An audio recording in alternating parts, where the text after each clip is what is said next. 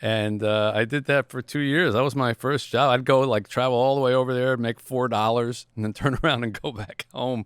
But I got to see all the baseball games and the football games, which was pretty cool for an 11-year-old kid. Yeah, no kidding. Yeah.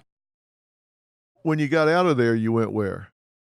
I went to college early. I skipped my senior year, so I think I just turned 17 when I went off to college. Yeah. And I went to Brandeis University, where I met a professor named Morrie Schwartz, having no idea. He was the first class I took.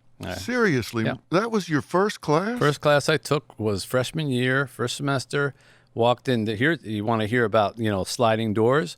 So I signed up for the class ahead of time, didn't know what it was. It was an intro to sociology, some class like that. And I walked into the class, and there were 9 kids in the room.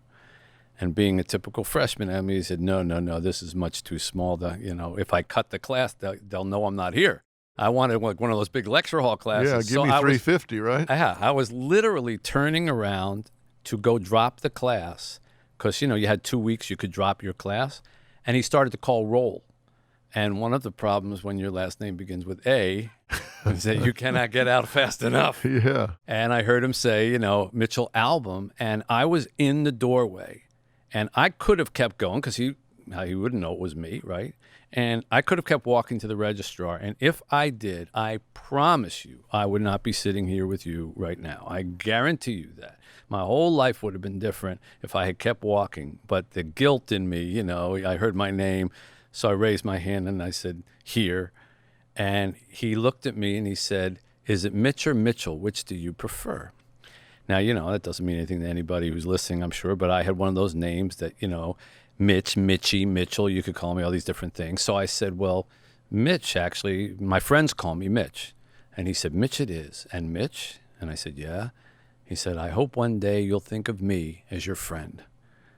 So I knew cutting the class was out of the question at that point. And that began that whole relationship with Morrie, which, of course, it spanned all 4 years. I took every class he offered. I majored in sociology just because of him. I wasn't all that interested in it, to be honest, but I had all those credits. Would have been ashamed to waste them. And that was that relationship that became so special that many years later, when he was dying from Lou Gehrig's disease, would suddenly pull me back, draw me back to his final months of his life, and literally turn my entire life on its end when I wrote the book Tuesdays with Morrie.